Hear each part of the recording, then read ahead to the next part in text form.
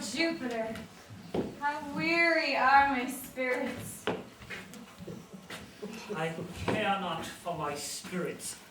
Oh, if my legs were not weary.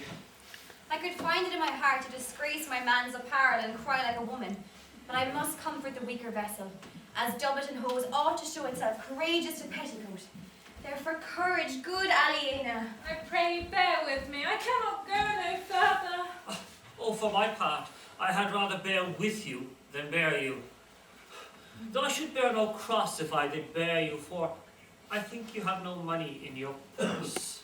Well, this is the Forest of Arden. Aye, here am I in Arden. I'm all fool I. When I was at home, I was in a better place. Travellers must be content. Aye, be so good, Touchstone. Look you, who comes here, a young man and an old in solemn talk? That is the way to make her scorn you still. Oh, Karen, if thou knewest how I do love her. I partly guess, for I have love her now. No, Karen, being old, thou canst not guess. Though in thy youth, thoughts a true lover's ever sighed upon a midnight pillow. But if thy love were ever like to mine, which as I think man never did love so, how many actions most ridiculous hast thou been drawn to by thy own fantasy? Into 1,000 that I have forgotten. Ah, then thou didst then ne'er love so heartily. If thou rememberest not even the slightest folly that love has made thee run into, thou hast not loved. Or, if thou hast not sat, as I do now, wearing my mistress's here on my praise, thou hast not loved. Or, if you have not broken from company, as abruptly as my passion now makes me, thou hast not loved. Oh, Phebe, Phebe, Phebe, Phebe!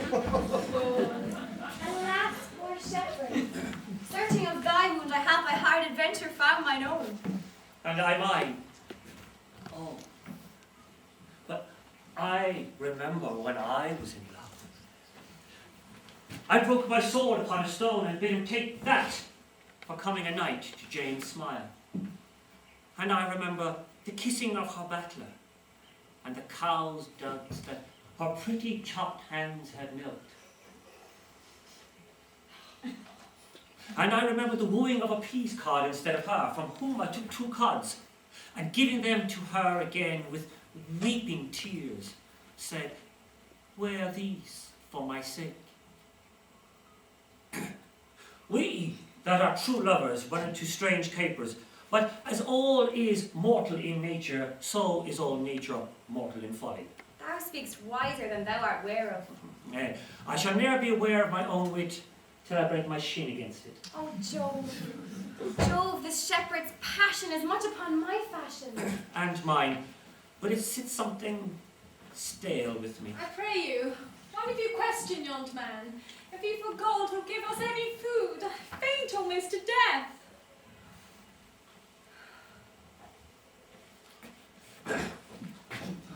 Hola! You! Clown! Peace, fool! He's not thy kinsman. Who calls? Your betters, sir.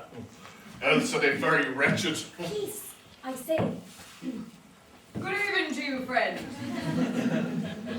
To you, gentle sir, and to you all. I pray you, shepherd, if that love or gold can in this desert place buy entertainment, bring us where we may rest ourselves and feed. Here is a young maid with travel much oppressed, and faints for succour. Fair sir, I pity her, and wish for her sake more than for my own. My fortunes were more able to relieve her. But I am a shepherd to another man, and do not shear the fleeces that I graze. And my master, he's of churlish disposition, and little reeks to find the way to heaven by doing deeds of hospitality. Besides, his coat, his flocks, and his bounds of feed are now on sale at the sheepcote now. By reasons of his absence, there is nothing he will feed on, but what is, come see, and in my voice most welcome shall you be. What is he that shall buy his flock and pasture? That young swain you saw here but ere while, who little cares for buying anything. I pray you, if it stand with honesty, buy thou the cottage, pasture, and the flock, and thou shalt have to pay for it of us. And we will lend thy wages. I like this place and willingly could waste my time in it. Well, assuredly the thing is to be sold. Go with me, and if you like upon report, the soil, the profit, and this kind of life. I will your very faithful feeder be, and buy it with your gold right suddenly.